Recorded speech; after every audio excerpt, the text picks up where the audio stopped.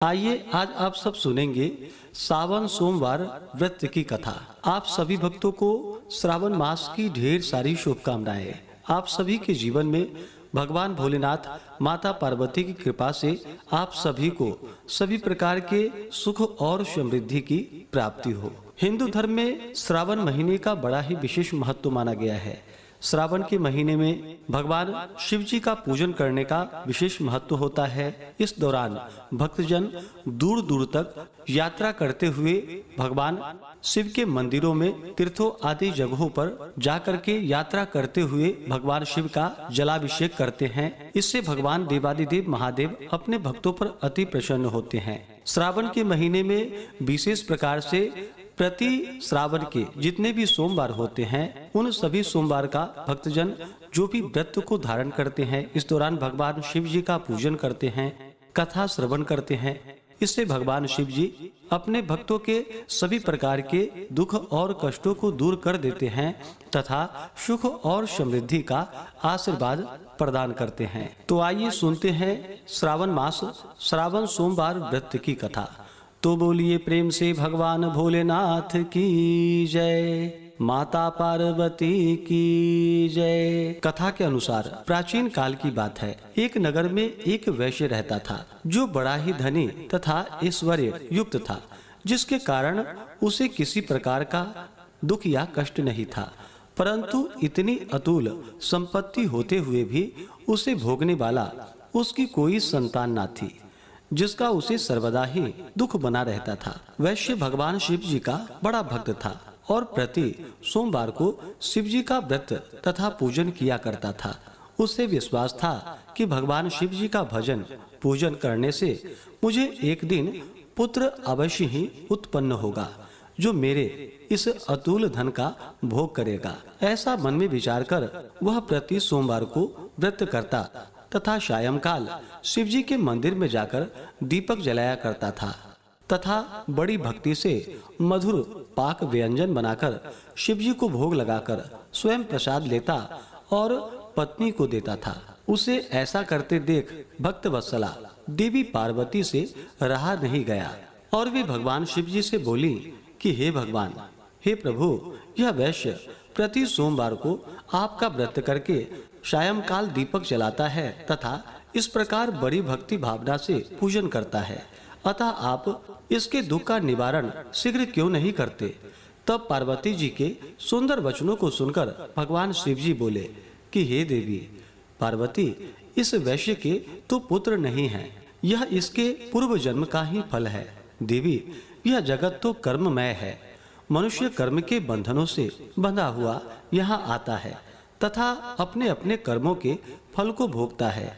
उसी प्रकार यह वैश्य भी पूर्व जन्म के कर्म के कारण इस जन्म में निसंतान होकर दुख उठा रहा है। शिव जी के ऐसे उपदेशात्मक वचनों को सुनकर माता पार्वती नहीं मानी और कहने लगी कि हे ईश्वर, आप तो भक्त वत्सल हैं, फिर अपने भक्त पर क्यों दया नहीं करते, जबकि वह सदैव आपकी भक्ति प्रेम पूर्वक पूजा करता है।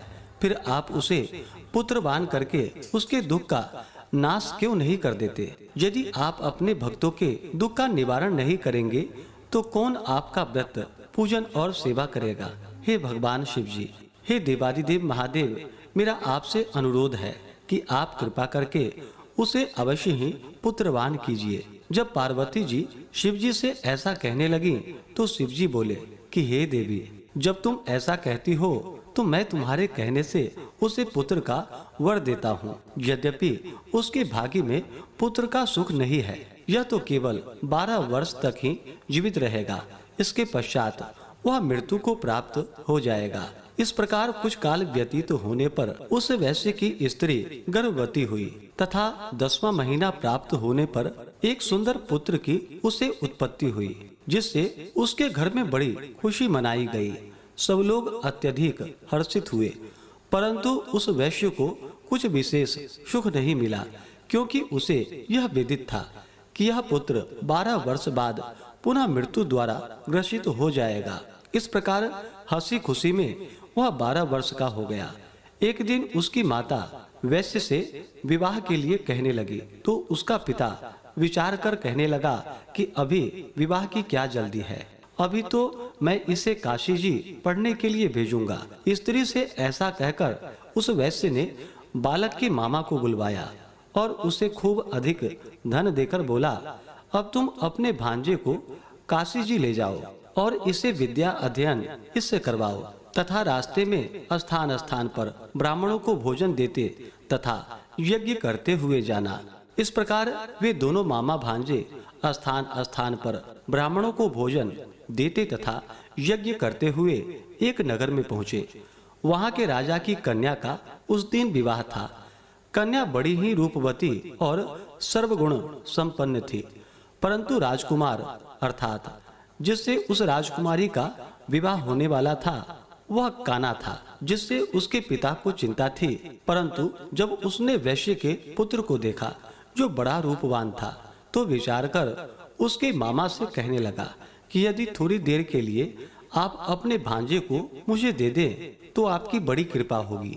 थोड़ी देर की ही बात है, विवाह हो जाने के पश्चात इसे हम वापस कर देंगे और आपको बहुत सा धन भी देंगे। फिर तो बालक के मामा ने स्वीकार कर लिया। वर का पिता उसे वर बनाकर मंडप में ले गया और विवाह का समस्त कार्य बड़ी दक्षता से संपन्न किया। परंतु जब लड़का सिंदूर दान करके लौटने लगा तो उसने कन्या की साड़ी के आंचल पर लिख दिया कि हे भामिनी, तुम्हारा विवाह मुझ वैश्य के पुत्र से हुआ है और अब मैं काशी जी में पढ़ने जा रहा हूँ, परंतु जिसके साथ तुम्हें भेजा जाएगा वह एक आंख का काना तुम्हारा पति नहीं है।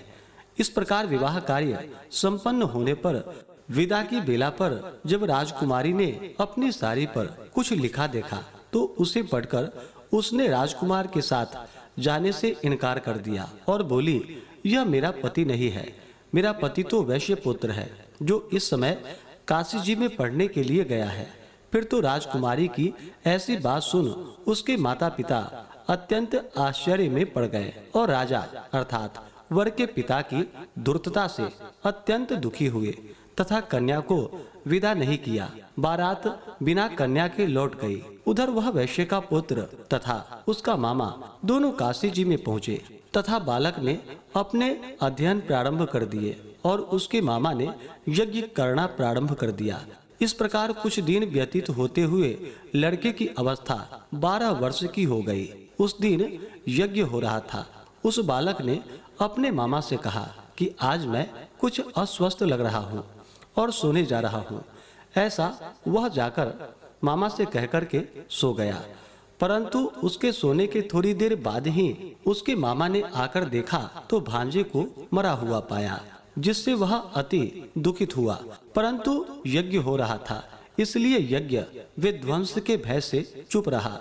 और जब यज्ञ कार्य संपन्न हो गया तथा सब ब्राह्मण चले गए, तब वह खूब जोर जोर से रोने लगा। उसी समय भाग्यवश पार्वती जी सहित शिव जी उधर से जा रहे थे कि तभी पार्वती जी ने करुण रुदन को सुना, जिसे सुनकर उनका हृदय द्रवीभूत हो गया और वे भगवान शिव जी से कहने लगी कि हे कृपा निधान, देखिए तो कौन इस समय इतनी करुणा से रुदन कर रहा है। आप वहां चलकर देखिए वह क्यों रो रहा है। तब पार्वती जी का ऐसा आग्रह देख शिव जी उस स्थान पर गए जहां उसका मामा अपने भांजे को लेकर रो रहा था। फिर तो पार्वती जी ने उस बालक को पहचान लिया और बोली कि हे महाराज, देखिए तो इतना सुंदर यह वैश्य का बालक मरा जा रहा है जो आपके वरदान से हुआ था। शिव जी बोले कि हे देवी, यह बालक अपनी आयु समाप्त कर चुका है और मर गया है, इसमें किसी का क्या दोष। पार्वती जी ने कहा कि हे देवादिदेव भगवान शिव, जैसे आपने इसे अब तक 12 वर्ष की आयु दी थी, वैसे ही जीवन पर्यंत के लिए और आयु दे दीजिए, नहीं तो वह वणिक पुत्र के वियोग में मृत्यु को प्राप्त हो जाएगा। तब पार्वती जी के ऐसा कहने पर शिव जी ने वणिक पुत्र को जीवित कर दिया। इस प्रकार भगवान शिव जी के वरदान से वह जीवित हो गया और भगवान शिव पार्वती पुनः अपने धाम को अंतर ध्यान हो गए। फिर कुछ दिनों के पश्चात वह बालक अपने मामा के साथ अपने नगर की ओर चल पड़ा तथा रास्ते में चलते चलते पुनः उसी नगर में आया जिस नगर में राजकुमारी के साथ उसका विवाह हुआ था। वहां पहुंचकर उसने यज्ञ करके ब्राह्मण भोजन कराया, जिससे भोजन करते जाते हुए पंडितों द्वारा राजा को यह खबर लगी कि काशी से कोई वैश्य पुत्र आया है जो यज्ञ करके ब्राह्मणों को भोजन दे रहा है। राजा उसे देखने के लिए गया और वहां पर उसने स्वयं अपने जामाता को देखा तो अति प्रसन्न हो आदर के साथ अपने महल में ले आया और कुछ दिन तक रखकर खूब आदर सत्कार दिया और पुत्री को खूब दान दहेज देकर पुत्री और जामाता को विदा कर दिया। तब वह वणिक पुत्र स्त्री सहित मामा के साथ अपने नगर की ओर चल पड़ा। जब वे लोग घर के थोड़ा नजदीक आए तो मामा ने कहा कि मैं जाकर पहले अपनी बहन को तुम्हारे आने की खबर देता हूँ, जिससे कि वह वधू सहित तुम्हारा स्वागत कर सके। इधर वह वैश्य अपनी स्त्री सहित छत पर जा बैठा था कि यदि मेरा पुत्र काशी से लौटकर नहीं आएगा तो हम लोग यहीं से कूदकर प्राण दे देंगे। परंतु जब साले ने आकर यह कहा कि आपका पुत्र कुशल से अपनी स्त्री सहित आ रहा है, आप लोग विधिवत उसका स्वागत कीजिए।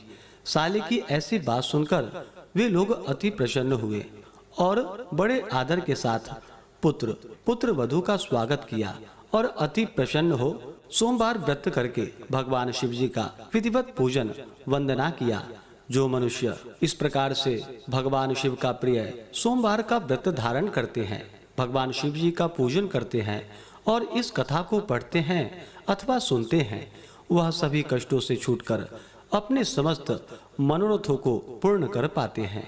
तो बोलिए प्रेम से भगवान भोलेनाथ की जय, माता पार्वती की जय। इसी प्रकार से ज्ञानवर्धक जानकारियाँ प्राप्त करते रहने के लिए, व्रत पूजा के बारे में जानने के लिए, कथा को सुनने के लिए चैनल पे अगर आप पहली बार आए हैं तो चैनल को लाल बटन दबा करके सब्सक्राइब करें, साथ में बेल आइकन घंटी को दबाएं ताकि आने वाली वीडियो का नोटिफिकेशन आपको समय से मिलता रहे।